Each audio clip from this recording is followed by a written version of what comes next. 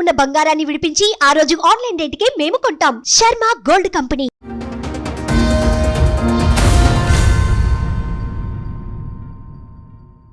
Sir నమస్తే అండి. నమస్తే మేడం. నేను ఇక్కడికి రావడానికి కారణం ఏంటంటే నా వైఫ్ నాతో చీట్ చేసింది madam. 20 years marriage life. 2020 Covid టైంలో నా బిజినెస్ దాదాపు ఒక 35 lakhs. మ్యారేజ్ ఎప్పుడైంది సార్ మీకు? 2005 మేడం. 2005 ఫిబ్రవరి 13th. మీరేం చేస్తారు? నేను ఇదివరకు బిజినెస్ చేస్తాను మేడం. ఏం బిజినెస్ అండి? నాది లాజిస్టిక్స్ అండి, ట్రావెల్స్. 2000 కోవిడ్ వరకు అంతా బాగానే ఉంది మేడం. కోవిడ్లో నేను లాస్ అయిన తర్వాత నా వైఫ్ ఫస్ట్ టైం ఆమె బయటకు అంటే అప్పటికి 15 years బాగానే ఉన్నట్టు మీ మ్యారిటల్ రిలేషన్? 15. ఉన్నంత. పిల్లలు ఎంతమంది అండి? ఒక బాబు మేడం. మీ వైఫ్ ఏమన్నా పని చేస్తుందా? ఇప్పుడే స్టార్ట్ చేసింది. 2020 ఎప్పుడైతే కోవిడ్లో లాస్ అయినామో, సో ఎందుకు లాస్ ఎందుకు అయింది? 3 months 6 months కదా కొంచెం బిజినెస్ లాంటి ఇటు పూర్తిగా లాస్ అయిపోయేంత ఎందుకు వెళ్ళారు? అది అంటే ఇప్పుడు నేను sub contract madam. Okay. So ఈ కార్పొరేట్ దాంట్లో ఎంప్లాయీ పికప్ డ్రాప్కి సబ్ కాంట్రాక్ట్ అనమాట. నాది మంత్లీ బిల్లింగ్ వచ్చి 15 నుంచి 20 lakhs ఉండేది. సో అది ఆల్ ఆఫ్ సడన్ క్లోజ్ చేసేస్తున్నారు. ఆల్మోస్ట్ 1 year అసలు మళ్ళీ కంబ్యాక్ కాలేదన్నమాట. సో అట్లా లాస్ అయిన తర్వాత కూడా నేను గివ్ అప్ ఇవ్వకుండా సరే ఏదో బిజినెస్ అని ఇంకో బిజినెస్ అది ఇది ఏదో చేస్తున్నాను. అంటే అంతకుముందు ఎర్న్ చేసింది ఉంటుందిగా 15 years లో కొంత, అదేమీ లేదా? అంటే ప్రాపర్టీస్ కొనో ఏదో అట్లాంటిది ఏం లేకుండా మేడం. ఇంకా అక్కడ వరకు అయిపోయింది. ఎప్పుడైతే ఈమె జాబ్ చేస్తా అంటే ఆమె నమ్మి పంపించడం జరిగింది. అనుటెక్స్ అని మల్కాజ్గిరిలో 1 year సఫర్ అయ్యారు కాబట్టి కనీసం ఇద్దరు తోడుగా ఉంటే బెటర్ అని తను జాబ్ చేస్తానని ఇంట్రెస్ట్ చూపించింది, మీరు పంపించారు. అంటే ఏ పనికి వెళ్ళింది ఆవిడ? యాక్చువల్గా ఆమె డెసిగ్నేషన్ తెలియదు, ఆమె శాలరీ తెలియదు, ఎక్కడ జాబ్ చేస్తుంది కూడా చెప్పలేదు. ఫస్ట్ టైం అమ్మాయి జాబ్కి వెళ్ళినప్పుడు ఏమండి నాకు ఇంత శాలరీతో ఆఫర్ వచ్చిందండి అని కామన్ గా షేర్ చేసుకుంటారు కదా. అవన్నీ ఏం లేదు. అయితే 3 months అయిపోయింది. 2020 సెప్టెంబర్ ఆ టైంలో ఆమె వెళ్ళింది అనమాట. ఆమె వాళ్ళ సిస్టర్, కజిన్ సిస్టర్ ఇద్దరు కలిసి జాబ్కి. 3 months తర్వాత ఎంత శాలరీ ఎంత వస్తుంది మీకు అని అడిగిన. నీకేంటి 3 months జాబ్ వచ్చినాక మీరే అడుగుతారు కదా. అంటే జాబ్ చేస్తుంది 3 months అయిందనమాట. ఫస్ట్ మంత్ అడిగితే రిప్లై లే, సర్లే ఎందుకులే ఆమెతో మనకి ఆ డబ్బులు మనకి ఎందుకులే అని నేను వదిలేయడం జరిగింది. మీరు ఆల్రెడీ అప్పుల్లో ఉన్నారు కాబట్టి నేను ఆమె డిస్టర్బ్ చేయదలుచుకోలేదు. మీరు అడిగి మళ్ళీ మీకు ఇవ్వాల్సి వస్తుందని అని అనుకున్నారా మరి ఏంటో తెలియదు. ఓకే ఫైన్, నేను వదిలేసిన. 3 months తర్వాత ఎంత అప్పుడే బాబు కోవిడ్లో SSC పాస్ అయింది అనమాట. సో వాడికి మళ్ళీ కాలేజ్కి దానికి అని నేను నా ప్లాన్స్ నాకు ఉన్నాయి అన్నమాట. శాలరీ ఎంత అని అడిగేసరికి నీకేంది ఇచ్చేది, నీకేం చెప్పేది అని చెప్పి గొడవ పెట్టుకొని, పెద్ద గొడవ, అసలు నో రీజన్. ఇది ఒక సాలిడ్ రీజన్ ఉందని దానికి ఏం లేకుండా గొడవ పెట్టుకుని ఇంట్లోంచి వెళ్ళిపోయింది బాబుని తీసుకుని. వాళ్ళ అమ్మోళ్ళ ఇంటికి వెళ్ళిపోయింది. సరే అంటే మనం చేసిన దీనికి పిల్లోడు ఎందుకు సఫర్ కావాలని మళ్ళీ వెళ్ళి కాళ్ళు పట్టుకొని పిల్లోడు ఫ్యూచర్ పాడైద్ది అని చెప్పి అంటే సరే అని వచ్చింది. నేను ఒక చిన్న రెస్టారెంట్ ఓపెన్ చేసాను అనమాట. అప్పుడే అన్ఫార్చునేట్ నాకు కోవిడ్ అయ్యి 14 days నేను క్వారంటైన్లో ఉండాల్సి వచ్చింది. అది అంటూ ఇంటూ మళ్ళీ లాస్ అయింది. సరే ఏదో ఒకటి మనం ముందుకు వెళ్ళాలని పిల్లోడికి మంచి కాలేజ్ భవన్స్ సైనిక్పూరి డిఫెన్స్ కాలనీలో దాంట్లోనే చేస్తానంటే సరే అని దాంట్లో చేర్పించాను. ఇదంతా అయిపోయింది మేడం. బీటెక్ ఎంసెట్లో ర్యాంకు చాలా హెవీగా వచ్చింది అనమాట. నేను చెప్పిన బాబు నీ ఏజ్ ఇంకా అయిపోలేదు, you may take a gap, long term ఎంసెట్కి వెళ్ళు. So if you got a మంచి ర్యాంక్ వచ్చింది అనుకో, నీకు మంచి కాలేజ్లో ప్లేస్మెంట్ వస్తుంది, మీరు తిరిగి చూడాల్సిన అవసరం ఉండదు, నీ ఫ్యూచర్ సెట్ అయిపోద్ది అని చెప్పి. ఇద్దరు తల్లి కొడుకులు గొడవ చేసేసిన మీద లేదు కాదు అది అని అంటే సరే అని కౌన్సిలింగ్లో అటు ఇటు సీట్ వచ్చింది, అన్నీ కట్టినాం. ఎప్పుడైతే ఈమె చెప్పకుండా అంటే ఇంకా ఆఫీస్ మీరు ఇంకా సెటిల్ అవ్వలేదు కదా, ఇప్పుడు అంత పేమెంట్ కట్టి కాలేజీ ఫీజు చేర్పించి అంత అమౌంట్ ఎక్కడ తనకి? కొన్ని చిట్టీస్ ఆమె దగ్గర లేదు, నా దగ్గర. నేనే ఫస్ట్ ఇయర్ మొత్తం 1.5 lakh అయింది madam. College first time bus కానీ దానికని మొత్తం ట్రాన్స్పోర్ట్ 1.5 lakh అయింది. కౌన్సిలింగ్లో వచ్చింది సీట్ బాబు. అయిన తర్వాత ఎప్పుడైతే ఈమె బిహేవియర్లో చేంజ్ వచ్చిందో అప్పుడు కొంచెం నేను గెట్ బ్యాక్ కావాల్సి వచ్చింది. అసలు ఏం జరుగుతుంది, ఎందుకు ఇట్లా అయిపోతుంది, ఆల్మోస్ట్ ఆల్ 19 years ఉన్నది, ఇప్పుడు ఎందుకు కొత్తగా అని కొంచెం డీప్గా చేసేసరికి ఒకటి బయట పడుతుంటే అసలు కారణం లేకుండా మేడం పెద్ద గొడవ పెట్టుకుని, అంటే వాళ్ళ అన్న వాళ్ళ పాప మెచ్యూర్డ్ ఫంక్షన్ ఉంటే ఆ ఫంక్షన్ కోసం అని గొడవ పెట్టుకొని వెళ్ళిపోయింది ఇంట్లోంచి. వెళ్ళిపోయింది. దాదాపు 1.5 year నా బాబుని అసలు చూడనీలే.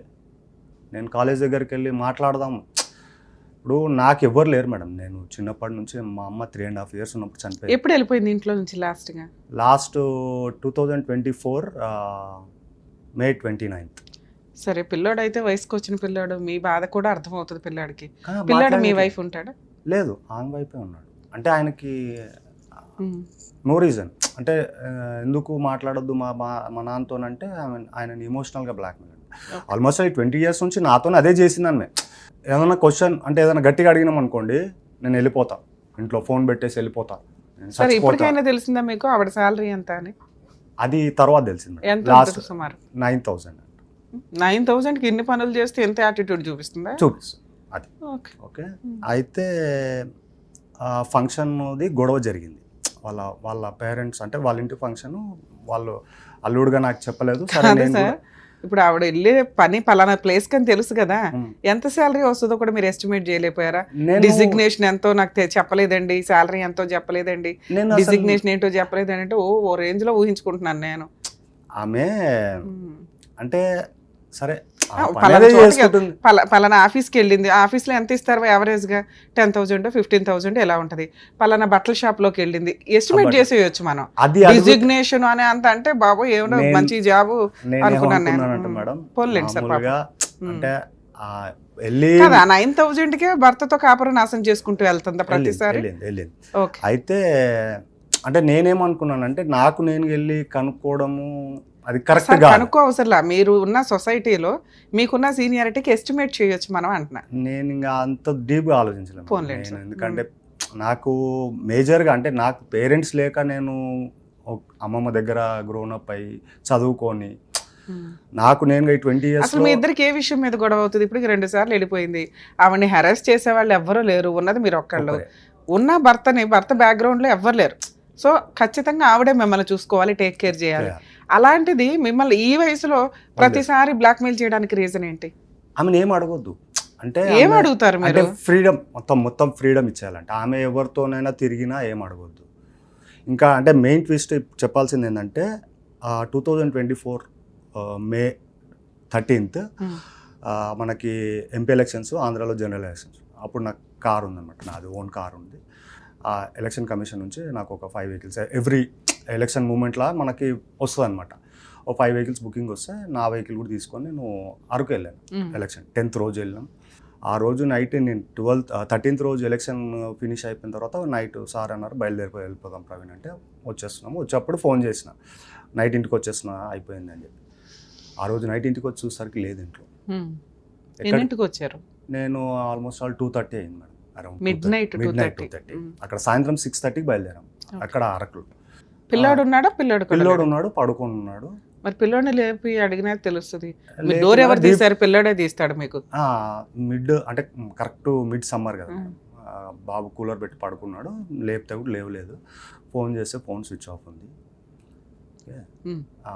ఇంకా ఈ విషయం మార్నింగ్ వరకు వెయిట్ చేశాను, ఫోన్ స్విచ్ ఆఫ్ వస్తుంది. టెన్షన్ అయిపోయింది, ఎక్కడికి వెళ్ళింది ఫోను అది అని. పొద్దున్న 5:36 వరకు వెయిట్ చేసి ఇంకా నాకు కూడా ఓకే లేదు, పడుకున్నాను. వచ్చింది, ఆ పని చేసుకుంది, వెళ్ళిపోయింది. ఇంకా మళ్ళీ ఆఫీస్కి వెళ్ళిపోయింది తన పనికి. ఎక్కడికి వెళ్ళిందో తెలియదు. ఇంకా అప్పటి నుంచి స్టార్ట్ అయింది మేడం. వచ్చినాక అడుగుంటారు కదా సార్, చాలా అసలు నాకు అటాచ్ అవ్వట్లా మీరు చెప్పే స్టోరీ. ఆవిడ ఆవిడ అట్లా ఉత్తిన భర్తను వదిలేరు కదా 20 ఏళ్ల కాపురం చేసి.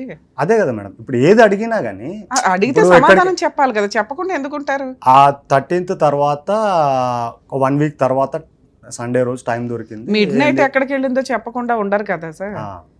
మీ కామన్ ఫ్రెండ్స్, పక్కింటోళ్ళు, ఎదిరింటోళ్ళు, మీకు పరిచయాలు ఉంటాయి కదా, పోనీ వాళ్ళని పిలిచి రాత్రి ఎక్కడికి వెళ్ళిందంటే అడిగితే ఇంత గొడవ పడుతుంది ఈ అమ్మాయి అని అనొచ్చు కదా మేడం. నేను ఏదైతే అపార్ట్మెంట్ లో ఉన్నానో అందరికీ తెలుసు ఈమెని. అంటే ఏదన్నా మనం అడిగినాం అనుకోండి నోరేసుకొని పడిపోద్ది, సింపుల్ రీజన్.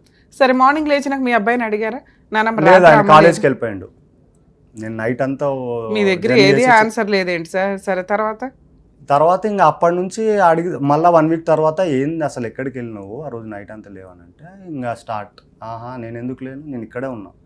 ఓకే, అదే దబాయింపు. నేను మ్మ్. ఇక్కడే ఉన్నా, నువ్వే చూడలేదు, అసలు నోరిప్పితే అబద్ధం మేడం. తర్వాత ఏమైంది? తర్వాత ఏముంది, ఇంకా ఆ ఫంక్షన్ది గొడవ నాకు చెప్పకుండా సరే వెళ్ళిండ్రు, అయిపోయింది, వచ్చేసినారు.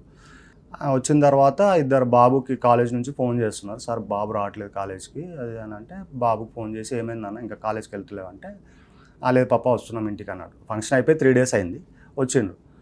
అసలు ఏంది ఇది, కాలేజ్కి వెళ్ళి నువ్వు టైంపాస్ చేయొచ్చు కదా, ఎందుకు ఇక్కడ అంటే, లేదు క్లాసెస్ కావట్లేదు అంటే, ఏదైనా కానీ అటెండెన్స్, ఇది బీటెక్ కదా, అటెండెన్స్కి మళ్ళీ ప్రాబ్లం అయింది, ఫస్ట్ వెళ్ళండి మీరు కాలేజ్కి, అక్కడ ఏం చేసినా నడుస్తుంది, ఇక్కడ ఉండొద్దు అని చెప్పి ఆడికి చెప్తుంటే, ఈమె పక్క నుంచి వచ్చి వాడి ఇష్టం, వెళ్తే వెళ్తాడు లేకపోతే లేదు, నువ్వు ఎవడు సరే, చెప్పడానికి. మీరు ఏది చెప్పినా మీ ఆవిడ యాక్సెప్ట్ చేయదు, మీ ఇద్దరికి ప్రతి విషయంలో మీరు అంతే. తుమ్మినా తప్పే, తుమ్మకపోయినా తప్పే. అంతే. నెక్స్ట్ ఏంటి చెప్పండి? నెక్స్ట్ ఏముంది మేడం, అయితే ఈ అన్నీ జరిగిన తర్వాత గొడవ జరిగింది నైట్ ఆ రోజు.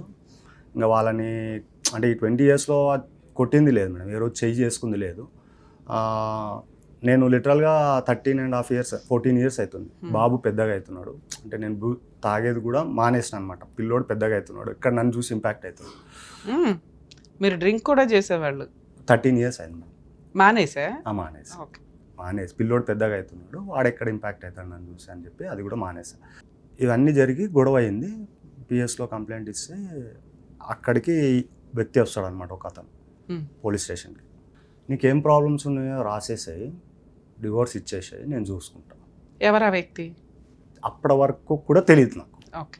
ఎస్ఐ గారిని అడిగిన, ఈయన ఎవరండి అంటే, ఫ్యామిలీ మ్యాటర్ ఎవరు పడితే ఒకటే అడ్వకేట్ అవ్వాలి, లేదా పెద్ద మనిషి అవ్వాలి, అవ్వాలి, లేదా వాళ్ళ ఫ్యామిలీ మెంబర్స్ మీకు తెలుస్తారు, చుట్టాలు. ఈయన ఎవరండి, ఎస్ఐ గారిని అడిగాను, ఈయన ఎవరండి, మా ఫ్యామిలీ విషయంలో ఈయన ఎందుకు అవసరం, మేము మాట్లాడుతున్నాం. ఆయనకు చెప్పినాను, బాబు మీరు బయటకు వెళ్ళండి, ఒక 5 minutes మేము మాట్లాడుతున్నాం అంటే, లేదు వీళ్ళ కోసం వచ్చిన, నేను ఈమె కోసం వచ్చిన అని చెప్పి ఎస్ఐ గారు ముందనే చెప్తారు. ఎస్ఐ గారు నన్ను నించోబెట్టి ఒక వల్గర్ వర్డ్ యూజ్ చేశారు. ఎస్ఐ కొండలని మల్కాజ్గిరి పిఎస్లో వల్గర్ వర్డ్ యూజ్ చేస్తున్నారు నన్ను నించోబెట్టి. ఎప్పుడు సార్, ఎప్పుడు జరిగింది incident? 2024 May 38 vulgar word use చేస్తున్నాడు. ఇంకా వాళ్ళని కూర్చోబెట్టి వాళ్ళ వర్షన్ విని పిటిషన్ రాయించినాడు. నేను ఇచ్చిన పిటిషన్ పక్కన పెట్టేసి, ఇంతకీ ఆయన ఎవరు వచ్చిన తోడు ఈమె బాయ్ ఫ్రెండ్ ఇద్దరు.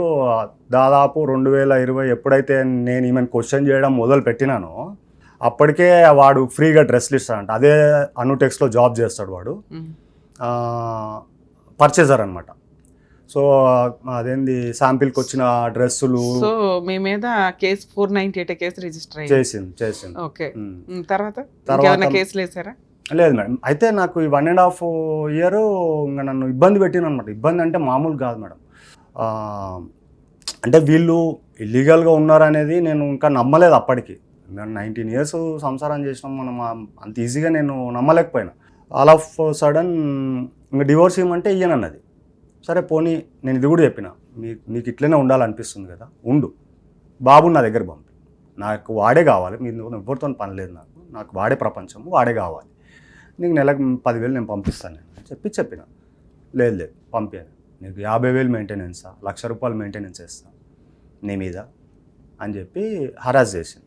ఎప్పుడైతే లాస్ట్ 2025 May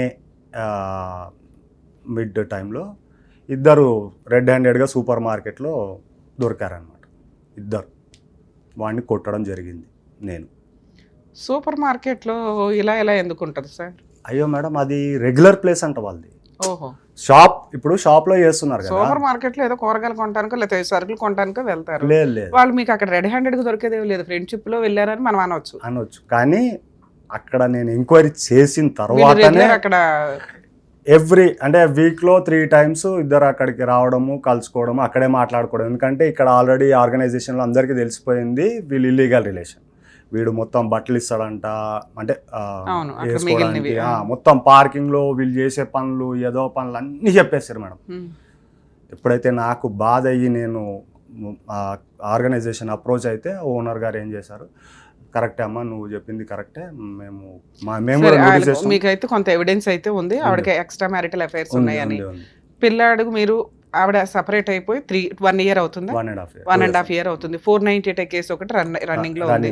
మీకు స్టేషన్ బెయిల్ ఇచ్చారు. స్టేషన్ బెయిల్ డైవర్స్ కేసు గానీ డొమెస్టిక్ వైలెన్స్ అయిపోయింది గానీ డైవర్స్ కేసు అయింది. డైవర్స్ అయిపోయింది. విడాకులు కూడా వచ్చినాయి. మ్యూచువల్ డైవర్సా? మ్యూచువల్ డైవర్స్ అంటే వీళ్ళు ఎప్పుడైతే రెడ్ హ్యాండెడ్ గా దొరికినారో సార్ మీరు డైవర్స్ కు ఒప్పేసుకున్నారు. వాడు నన్ను బెదిరిస్తాడు మేడం. అదే ఏదైనా కాలేదు. 498 క్లోజ్ అయిపోయిందా? 498 క్లోజ్ కాలేదు. అప్పుడు మ్యూచువల్ డైవర్స్ ఎందుకు ఇచ్చారు? ఆమె ఒప్పుకున్నది, MOU రాశారు, నేను అన్ని కేసులు 498 క్లోజ్ అవ్వాలి కదా. అది చేయరంట ఇప్పుడు. ఎందుకు? నా మీద ఇంకా పగ సాధించడానికి. అప్పుడు మ్యూచువల్ డైవర్స్ ఎందుకు ఇచ్చారు సార్ మీరు? నేను అసలు అదే చెప్తున్నాను కదా, వాడు నన్ను ఒక రేంజ్ లో భయపెడుతున్నాడు వాడు. నువ్వు కనుక ఇయ్యపోతే ఒప్పుకోపోతే. ఏ కోర్టులో అయింది మీకు mutual divorce? Medchal Malkajgiri. Okay, mutual divorce అయిపోయి ఎంత కాలం అయింది? సెప్టెంబర్ మొన్న సెప్టెంబర్ లో అయ్యింది. సరే ఇక్కడికి ఎందుకు వచ్చారు? నాకు అన్యాయం జరిగింది మేడం. నా వైఫ్ నన్ను మోసం చేసింది. నేను మోసపోయినందుకు నాకు బాధ లేదు. ఎవరు లేరు, ఇవాళ ఉంటారే పోతా, మేబీ ఎప్పుడు దేవుడు తీసుకుపోతాడో వెళ్ళిపోతా. కానీ అన్యాయం చేసినందుకు ఇప్పుడు వాడి ఫ్యామిలీ మళ్ళీ ప్రాబ్లం కావద్దు. ఆమె కూడా ఆడకూతురే మేడం, ఎవరైనా ఆడవాళ్ళే. ఆమెకి ఇబ్బంది కావద్దు. ఈ విషయాలు మొత్తం నాకు తెలియదు. వీడు చేసే ఏదో పని. ఆయన ఎంత గొప్ప వ్యక్తి అంటే 2022లో మేడం సేమ్ ఒక ఎంప్లాయీతో అదే పని చేస్తే తీసుకెళ్లి జైల్లో పెట్టించింది ఆ పర్సన్ని. ఇప్పుడు ఈయనతో అనే ఆయనతోనే ఈమె రిలేషన్లో ఉంది. ఇక్కడ ఆల్రెడీ క్లియర్ గా ఉన్నాయి చీటింగ్, సెక్సువల్ అబ్యూజ్ ఇవన్నీ. అదేంటిది ఇది అంటే ఆయన చేసిన ఈ దొంగ వ్యవహారం అనమాట ఈ పర్సనే. కానీ అనుటెక్స్ అనే సంస్థ అన్ని విధాలుగా షీల్డ్ చేస్తుంది అనమాట ఈ అబ్బాయిని. ఎందుకు చేస్తుందో తెలియదు. ఇది న్యూస్ పేపర్లో వచ్చిన పేపర్? న్యూస్ పేపర్లో. ఓకే సరే, మీకు మ్యూచువల్ డైవర్స్ అయిపోయి కూడా 3-4 months అవుతుంది. మీ అబ్బాయి ఏమి మీతో మాట్లాడట్లేదు ఇప్పటికి? ఫోన్ నంబర్ బ్లాక్ చేసేసి మేడం. సరే మీకు పీడ వదిలిపోయింది కదా, ఎందుకు ఫ్రీగా ఉండొచ్చుగా? ఇంకా ఆ డిప్రెషన్లో ఇట్లా టీవీ షోల చుట్టూ కోర్టుల చుట్టూ ఇంకా తిరగడం ఎందుకు? అసలు అంటే నాకు చేసిన అన్యాయంకి నేను తట్టుకోలేకపోతున్నాను. ఇప్పుడు నేను తప్పున్నాను మేడం, నేను తప్పున్నాను. మీరు పిలిచి నన్ను ఒక్కటి లాగి కొట్టండి, నేను పడతా. నాకన్నా చిన్నవాళ్ళు కొట్టినా సరే పడతా నేను. నా తప్పు లేకుండా నన్ను ఇబ్బంది పెట్టి, నన్ను మానసికంగా శారీరకంగా నన్ను ఇబ్బంది పెట్టింది కదా, అది తట్టుకోలేకపోతున్నాను నేను. నాకు ఆమె కావాలి అనేది కాదు, నా కొడుకు నాకు కావాలి. నా కొడుకు నాకు కావాలి. ఆమె అంటే మీరు అంటున్నారు సూపర్ మార్కెట్లో ఏముంది, ఇద్దరు వెళ్ళి షాపింగ్, ఈమె వెళ్తుంది అక్కడికి, ఫోన్ చేస్తారు. మ్యూచువల్ డైవర్స్ వచ్చేసిన తర్వాత ఇంకా అవన్నీ మాట్లాడుకోవడం దండగా. మీరు ఆ మ్యూచువల్ డైవర్స్ ఇచ్చేది ముందే మాతో మాట్లాడవచ్చు. ఆల్రెడీ వచ్చిన ఏదన్నా ఒక సపోర్ట్ చేయగలుగుతాం. ఒకసారి డైవర్స్ అయిపోయినాక ఇంత కక్ష పెట్టుకోవడం అనేది కుదరదు. ఎక్కడికి వచ్చారు? ఇక్కడికి వచ్చారా? అప్పుడు మేము ఉండవు. మేము ఉన్నప్పుడు పిలుస్తాం కానీ మీరు వచ్చినప్పుడు కుదరదు కదా. సరే ఒక అడ్వకేట్ ని పెట్టుకోవాలి కదా సార్, ఎందుకు పెట్టుకోలేదు మీరు? ఫైనాన్షియల్ గా నేను అంత స్టేబుల్ గా ఇప్పటికి సార్, ఇప్పుడు 1.5 year అవుతుంది, ఇప్పటికి మీరు ఏం జాబ్ చేయట్లేదా? జాబ్ చేస్తున్నాను. మరి ఫైనాన్షియల్ స్టేబుల్ ఏంటి? వీళ్ళ కోసం చేసిన అప్పులే ఉన్నాయి మేడం. ఇంకా ఏం అప్పులు ఉన్నాయి? వీళ్ళ కోసం ఏం చేశారు? ఇప్పుడు ఆ పిల్లాడికి కాలేజ్ డబ్బులు కట్టినా దాదాపు 2 లక్షలు 3 లక్షలు ఖర్చులు ఉన్నాయా? అదంతా ఫస్ట్ ఇయర్. ఇప్పుడు మీ అబ్బాయి ఏ ఇయర్ లో ఉన్నాడు? థర్డ్ ఇయర్ లో ఉన్నాడు. సెకండ్ ఇయర్ అయిపోయింది. ఒక ఇయరే కట్టలేదు నేను. మరి అంతకుముందు బిజినెస్ లాస్ అయిన అప్పులన్నీ నా మీద ఉన్నాయి, అవి కూడా కట్టుకోవాలి కదా మేడం. సరే మీరు ఈ అప్పులన్నీ క్లియర్ చేసి స్టాండర్డ్ గా నిలబడితే మీ ఆవిడ మళ్ళీ వచ్చేస్తుందేమో, మీ పిల్లోని పంపిస్తుందేమో. మీ దగ్గర డబ్బు ఉంటే ఎవరన్నా వచ్చి వాళ్తారు. మీరు అదెందుకు ప్రూవ్ చేసుకోవాలని చూడట్లేదు? నేను అంటే డబ్బే ఇంపార్టెంట్ అనుకుంటే అది వేరే అయిద్దిగా మేడం. మనిషి అంటే ఫోన్ పక్కన పెట్టండి. మనము మనిషి ఇప్పుడు తప్పు లేకుండా వాడిని ఇబ్బంది పెట్టి నలుగురిలో చులకన చేసేసి, నువ్వు అక్కడ సంస్థలో ఏం చెప్పుకొని తిరిగినావు, మా హస్బెండ్ వేస్ట్ గాడు, నన్ను కొడతాడు, తాగుతాడు, జీతం లాగేసుకుంటాడు. ఇక్కడికి ఎందుకు వచ్చారు? మీకేం కావాలి? నాకు మా బాబు కావాలి మేడం. ఓకే, నాకు నా బాబు కావాల్సిందే. సేమ్ టైం ఆమెకి పనిష్మెంట్ కావాల్సిందే. మోసం చేయడం మామూలు చిన్న విషయం కాదు మేడం. సార్ ఎక్స్ట్రీమ్లీ సారీ అండి. ఎందుకంటే లీగల్ ప్రొసీడింగ్స్ ఏవి ఉంటాయో దాన్నే మీరు కోర్టుల ద్వారానో అడ్వకేట్ల ద్వారానో ఇంకొకటి టైం సఫర్ అవ్వకుండా మా వంతు ప్రయత్నంగా ఏదో సోషల్ సర్వీస్గా ఇక్కడ కూర్చొని కొంత టైం ఇస్తుంటాం. పాపం మీరు అన్నారు నాకు కష్టం వచ్చినప్పుడు మేము సుమన్ టీవీ దగ్గరికి వచ్చామండి, ఆ టైంకి షో లేదు అని చెప్పి. యాక్చువల్గా మేము ఉండే బిజీకి మేము ఎప్పుడో మంత్లో ఒక 3-4 టైమ్సే వీళ్ళకి టైం ఇస్తే ఆ రోజు ఒక్కొక్కసారి 10 ఎపిసోడ్లు మిడ్ నైట్ దాకా షూట్ చేస్తూ ఉంటాం. సో దానివల్ల మీకు ఇన్ టైంలో న్యాయం దొరకలేదని నా ఫీలింగ్. వన్స్ మ్యూచువల్ డైవర్స్ అయిపోయిన తర్వాత లీగల్ ప్రొసీడింగ్స్ అనేవి ఇంకా ఉండవు. 2 మీ అబ్బాయి విషయం, ఈ 2 విషయాలు మనం మాట్లాడదాం. నిజంగా ఏ తప్పు చేయకుండా చాలా కేసుల్లో జెంట్స్, మెయిన్గా హస్బెండ్స్ సఫర్ అవుతున్నవి రీసెంట్గా మనం ఎక్కువ చూస్తున్నాం. లేడీస్ అక్రమ సంబంధాలు పెట్టుకొని వెళ్ళిపోవడం, లేదా ఫోర్స్ఫుల్గా ఫాల్స్ కేసులు ఫైల్ చేసి, ఫాల్స్ ఎలిగేషన్స్ తోటి కేసులు ఫైల్ చేసి హస్బెండ్ ఫ్యామిలీ మెంబర్స్ని సఫర్ చేయడం, ఇక ఎంతో కొంత కాంపెన్సేషన్ తీసుకొని మ్యూచువల్కి వెళ్ళటం. సరే కాంపెన్సేషన్ తీసుకుని మ్యూచువల్కి వెళ్ళినా పర్వాలేదు, ఫాల్స్ కేసులు వేసి సంవత్సరాల తరబడి తిప్పించేస్తూ ఉంటారు. ఈ ఎపిసోడ్లో మనం రికగ్నైజ్ చేయాల్సింది ఏంటి అంటే ఇన్ టైంలో లీగల్ సపోర్ట్ అనేది ఎక్కడో అక్కడి నుంచి తీసుకోవాలి. జెంట్స్ పోలీస్ స్టేషన్కి వెళ్తే మ్యాక్సిమం లా లేదు కాబట్టి వాళ్ళకి నిజం తెలిసినా పాపం కొన్ని సందర్భాల్లో పోలీసులు తీసుకోరు. కనీసం ఒక అడ్వకేట్ని పెట్టుకొని ఈ అమ్మాయి ఎక్స్ట్రా మ్యారిటల్ అఫైర్స్ పెట్టుకొని నన్ను ఎట్లా ఇబ్బంది పెడుతుందండి అని, అలాగే ఫాల్స్ కేసులు వేసి ఇబ్బంది పెడుతుందని కొంచెం లీగల్గా నోటీసులు పంపించడం. ఎందుకంటే ఆ టైంలో కొంచెం మెంటల్ టెన్షన్తో ఉంటాం కాబట్టి తీసుకునే డెసిషన్స్ రాంగ్గా ఉంటాయి. కొంత గ్యాప్ రావాలి, కొంత ఒక 6 months 1 year గ్యాప్ తీసుకున్నాక డెసిషన్స్ తీసుకోండి, వదిలేయాలా ఉంచుకోవాలా ఫైట్ చేయాలా అని. అవి స్టార్టింగ్లో బిలో 5 years మ్యారిటల్ రిలేషన్ అంటే ఒక ఆలోచన విధానం, కానీ 20 years వెనకాల బ్యాక్గ్రౌండ్లో పేరెంట్స్ లేరు, ఫ్యామిలీ బ్యాక్గ్రౌండ్ లేదు అంటే ఇప్పుడు తోడు పూర్తిగా ఉండాల్సింది భార్య. వాళ్ళిద్దరి మధ్య గొడవలు జరిగినాయి ఫైనాన్షియల్ ఇష్యూ మీద. అంటే నాకు అర్థమవుతున్న దాని ప్రకారం ఈయనకి విపరీతమైన అప్పులు అయిపోయినాయి. సో ఇంటి మీద గ్రిప్పు పోయింది. ఆవిడ ₹1 తెచ్చుకొని ఇంట్లో సరుకులు ఇవి తింటున్నప్పుడు ఒక స్త్రీకి సహజంగా మనకు తరతరాలుగా అలవాటైపోయిన విషయం ఏంటంటే భర్తే పోషించాలి, భర్తే తిండి పెట్టాలి. సో భర్త పోషిస్తున్నాడు కాబట్టి డామినేషన్స్ ఎక్కువ ఉంటాయి. కానీ ఇలా ఈ వైఫ్ విషయానికి వచ్చేసరికి ఎప్పుడైతే తను ఫైనాన్షియల్గా సంపాదించుకోవడం స్టార్ట్ చేసిందో ఆటోమేటిక్గా ఆవిడ ఆలోచన విధానం మారిపోయింది, విచ్చలవిడితనం అలవాటయ్యింది. సంపాదించేది భర్త అయినా భార్య అయినా ఇద్దరు ఈక్వల్గా కుటుంబాన్ని 2 చక్రాల్లాగా ముందుకు తీసుకొని వెళ్ళాలే తప్ప ఆయనే పెట్టాలి, ఆయన పెట్టకపోతే ఊరుకోను అని అనటం కానీ, లేదా నేను పెడుతున్నాను కాబట్టి ఆయన బానిసలాగా ఉండాలి, లేకపోతే వీడు వేస్ట్ అనుకుని బయటికి వెళ్ళిపోవడం అనేది పాపం కింద లెక్క. లా పనిష్మెంట్ ఆ తర్వాత మాట్లాడుకుందాం. సో కనీసం మనుషులుగా పుట్టినప్పుడు కొంచెం మోరల్ వాల్యూస్తో ఉంటే బాగుంటుంది అనేది నా ఉద్దేశం. ఈ కేసులో మనం వినాల్సిన ఇంకొక పాయింట్ ఏంటంటే పోలీసులు యాక్చువల్గా ఒక దారుణమైన మాట మాట్లాడారండి అని ఆయన ఫీల్ అవుతున్నారు. చాలా సందర్భాల్లో ఇప్పుడు ఇంకా కంట్రోల్ అయ్యారు, లా తెలియటం వల్ల జనాలకి అవేర్నెస్ రావడం వల్ల పోలీస్ స్టేషన్లో సీసీ కెమెరాలు ఉంటేనే కాస్త వాళ్ళు కొంత పద్ధతిగా మాట్లాడుతున్నారు. కానీ మేబీ వాళ్ళు క్రిమినల్స్ని చూసో లేకపోతే హెవీ వర్క్ వల్ల నోరు జారి మాట్లాడడం అయితే కామన్గా జరుగుతుంది. అట్లా మాట్లాడే రైట్స్ ఏ పోలీసులకి లేదు. మీరు కనుక అట్లా హట్ అయితే వాళ్ళ మీద హ్యూమన్ రైట్స్ కమిషన్లో కంప్లైంట్ ఫైల్ చేయొచ్చు. అనవసరమైన కేసుల్లో మిమ్మల్ని అరెస్ట్ చేసి కొట్టి బూతులు మాట్లాడితే కనుక పోలీసులకి అగైనెస్ట్గా కేసు ఫైల్ చేయడానికి చాలామంది భయపడతారు. కానీ భయపడాల్సిన అవసరం లేదు. వాళ్ళు గవర్నమెంట్ ఎంప్లాయీస్, మనకి సర్వెంట్స్ కింద లెక్క. మనం ట్యాక్సెస్ పే చేస్తుంటే వెళ్తుంది. మన ప్రొటెక్ట్ చేయాల్సిన వ్యక్తులు, మన డిగ్నిటీని కాపాడాల్సిన వ్యక్తులు, వాళ్ళు కాపాడుతారు. ఎక్కడో ఒక చోట అరాపరా ఉంటారు. అలాంటి వ్యక్తుల మీద మీరు కంప్లైంట్ ఇవ్వాలంటే హ్యూమన్ రైట్స్ కమిషన్లో కంప్లైంట్ ఇవ్వచ్చు. అలాగే హైకోర్టులో రిట్ పిటిషన్ కూడా ఫైల్ చేసుకోవచ్చు. ఇది కొంచెం అవేర్నెస్తో ఉండండి. అందుకనే ఒకప్పుడు అరెస్టులు చేసి 24 hours కాదు 3 days 5 days కూడా ఉంచేసేవాళ్ళు, అరెస్ట్ చేస్తున్నది రికార్డులో చూపించకుండా. అందుకే ఇప్పుడు ప్రతి చోట సీసీ కెమెరాలు పెట్టారు. వాళ్ళు కూడా 90% పద్ధతిగానే ఉంటున్నారు. ఎక్కడో 1 ఉంటే మీరు హట్ అవుతే వాళ్ళ మీద లీగల్ యాక్షన్ తీసుకోవచ్చు. ఇక 2 ఫ్యామిలీ డిస్ప్యూట్కి వచ్చేసరికి సార్ మీ విషయంలో వన్స్ మ్యూచువల్ డైవర్స్ అయిపోయిన తర్వాత మ్యూచువల్ డైవర్స్ తీసుకునేటప్పుడే పాత బాకీలన్నీ క్లియర్ చేసుకోవాలి. అంటే పాత పెండింగ్ కేసులు. మ్యూచువల్ డైవర్స్ వేసేటప్పటికి ఒక అగ్రిమెంట్ రాసుకొని మ్యూచువల్ డైవర్స్ ఎవిడెన్స్ టైంకి అతను ఎవరో ప్రెజర్ చేస్తే 3 months బ్యాక్ భయపడి తట్టుకోలేక లీగాలిటీ ఎందుకు వచ్చిన తలనొప్పి అనుకొని మ్యూచువల్ డైవర్స్కి వెళ్ళిన మీరు 3 monthsకి మళ్ళీ పోరాడే ధైర్యం ఎట్లా వచ్చేసింది? అదే వ్యక్తితో కదా వినాలి అదే వ్యక్తితో కదా మీరు పోరాడాలనుకుంటున్నారు. మీరు ఒక అడ్వకేట్ని పెట్టుకున్నారు, ఆయన సూసైడ్ చేసుకుని చనిపోయాడు. ఆయనకున్న పర్సనల్ ప్రాబ్లమ్స్ వల్ల. దీనివల్ల మీకు ఇన్ టైంలో న్యాయం ఒకటి జరగలేదు. సో ఇక్కడ మీకు ఏం చెప్తున్నానంటే ఏదన్నా కానీ మీరు ప్రెజర్ ఫీల్ అయ్యి మ్యూచువల్ డైవర్స్ ఏదైతే తీసుకున్నారో అది 100% కరెక్ట్.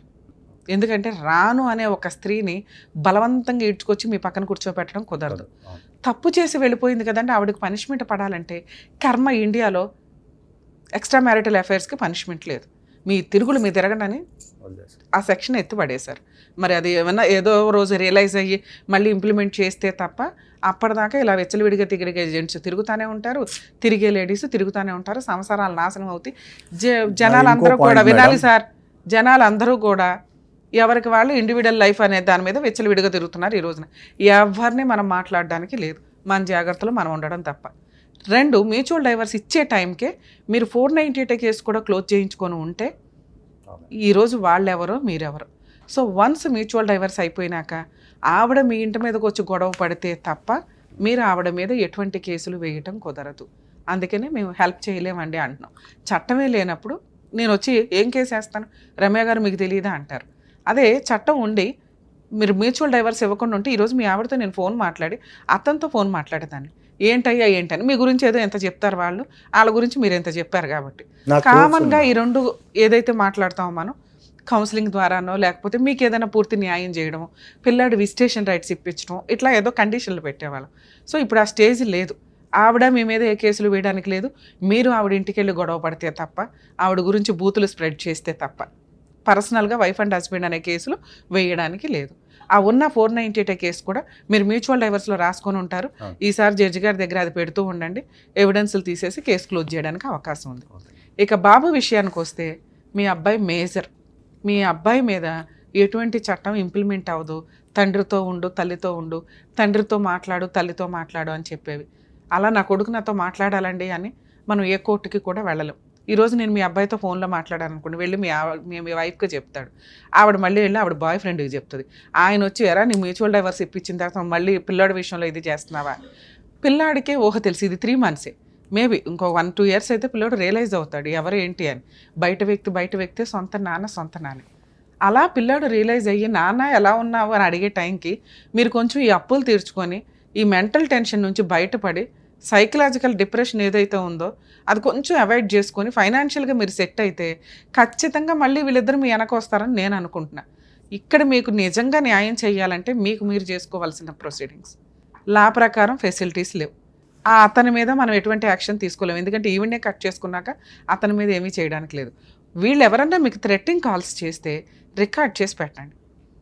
ఇతను ఎవరన్నా కానీ ఏ పిల్లోడికి ఫోన్ చేస్తున్నామంటే ఏంటి, ఎవరు నువ్వు మాట్లాడడానికి అటు అని ఏదైనా పెడితే అవి రికార్డ్ చేసి ఒక అడ్వకేట్ని పెట్టుకొని ప్రైవేట్ కంప్లైంట్ ఫైల్ చేసుకోండి.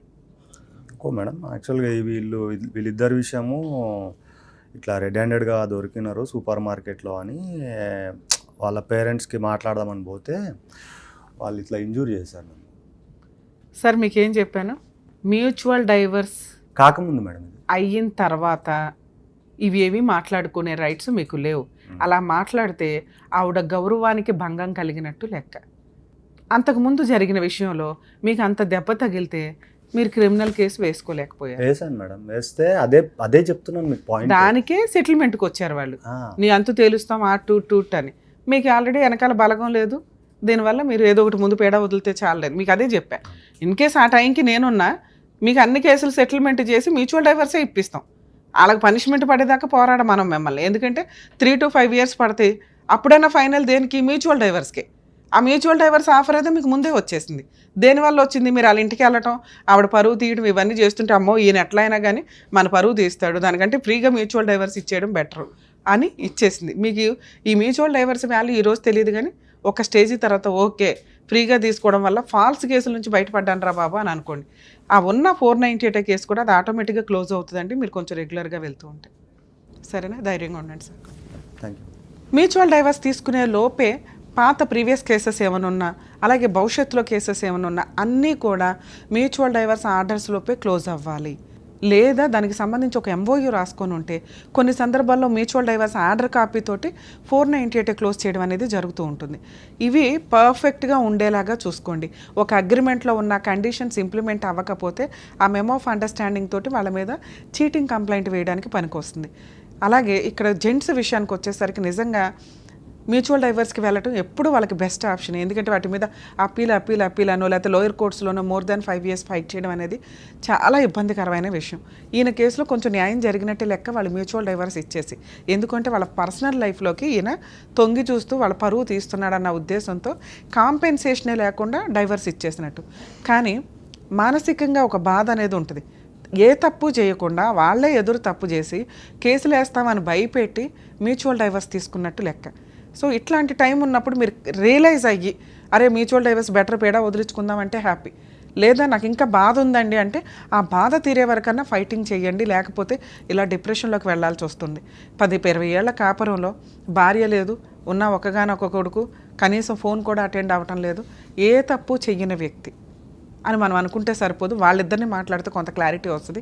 ఎందుకంటే ఏ స్త్రీ కూడా, చాలామంది స్త్రీలు, ఏ స్త్రీ కాదు, 20 ఏళ్ళు కాపురం చేసిన భర్తను వద్దు అనడానికి మేజర్గా మనకు కనిపించేవి ఏంటంటే మేబీ ఈయన డ్రింకర్ అయ్యి ఉండొచ్చు, 13 years బ్యాక్ మానేశాను అంటున్నారు. కానీ లాక్డౌన్లో ప్రాబ్లం, ఫైనాన్షియల్ ప్రాబ్లం అనేది, అప్పులు అనేవి ఏ భార్య అన్నా పక్కన నుంచి ఉంటుంది. అప్పుల కోసం భర్తను వదిలేయడం అనేది ఉండదు.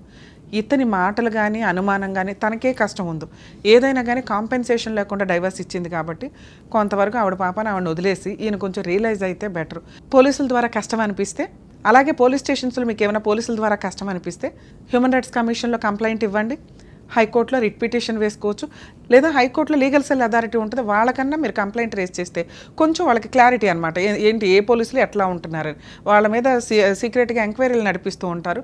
పోనీ మీరు డైరెక్ట్గా కంప్లైంట్ ఇవ్వకపోయినా ఆ ఎంక్వైరీల వల్ల వాళ్ళ క్యారెక్టర్స్ ఏంటని, ఎందుకంటే మిమ్మల్ని ఒక్కళ్ళనే హెరాస్ చేయరు, తర్వాత హెరాస్ చేస్తూనే ఉంటారు, ఎక్కడో అక్కడ దొరుకుతారు ఎవిడెన్స్ తోటి.